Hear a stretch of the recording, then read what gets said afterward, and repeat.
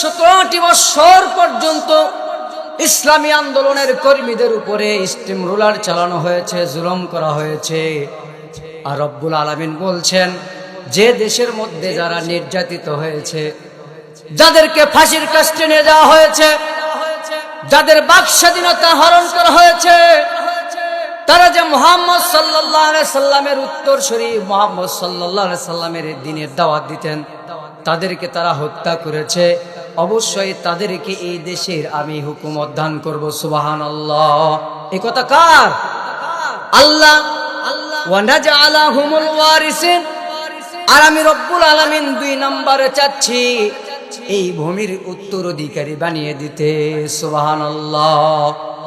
আগামীর বাংলাদেশে মানুষেরা তারা তাদের এই ভোটটা দিয়ে ইসলামকে জয়যুক্ত করে এই গুম হত্যার বিচার করার সুযোগ করে দিবে। এই দেশের মানুষের উপরে যে জুলুম হয়েছে, সমস্ত জুলুমের অবসান ঘটাবে ইনশাআল্লাহ।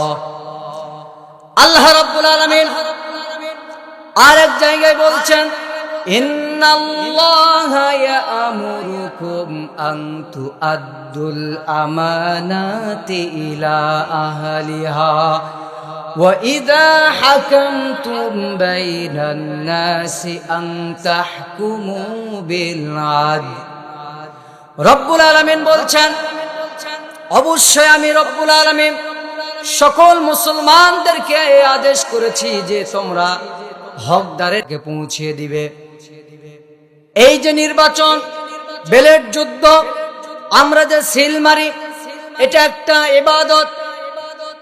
রব্বুল আলামিন সূরাতুন নিসা 58 নম্বর আয়াতের মধ্যে বলছেন এই কথা, যেটা একটা আমানত, এটা আল্লাহ তোমাদেরকে আদেশ করেছেন, যেটা হকদারের কাছে তোমরা এই হকটাকে পৌঁছিয়ে দিবে।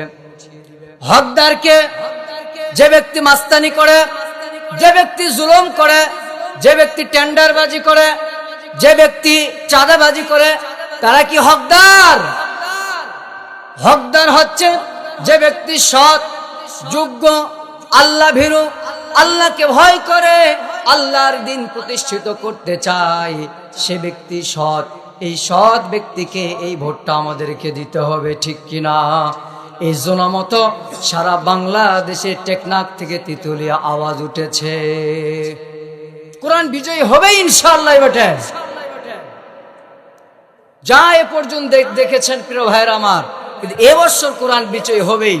হওয়ার সবচাইতে বড় কারণ হচ্ছে যে এই কোরআনওয়ালা মানুষগুলোর বিরুদ্ধে অনেক মিথ্যা অপপ্রচার করা হয়েছে।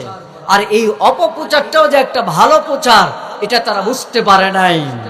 এই জুলুমত এই জন্য তৈরি হয়েছে। সুবহানাল্লাহ।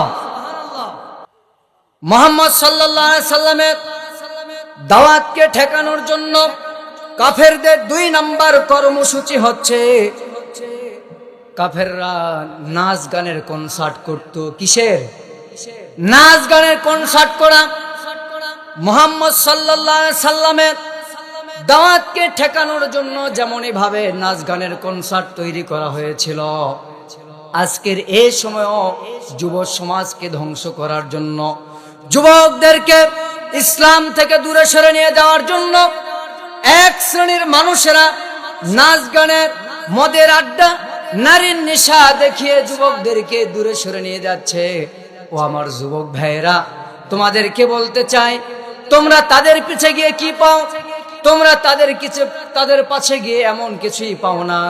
শুধু তোমাদেরকে শিক্ষা দেয় কিভাবে গাঞ্জা খাইতে হয়, কিভাবে মানুষকে খুন করতে হয়, কিভাবে মানুষের উপরে জুলুম করতে হয়, কিভাবে চাঁদাবাজি করতে হয়, কিভাবে দাম্ভিক হতে হয়, এটাই তোমাকে শিক্ষা দেয়।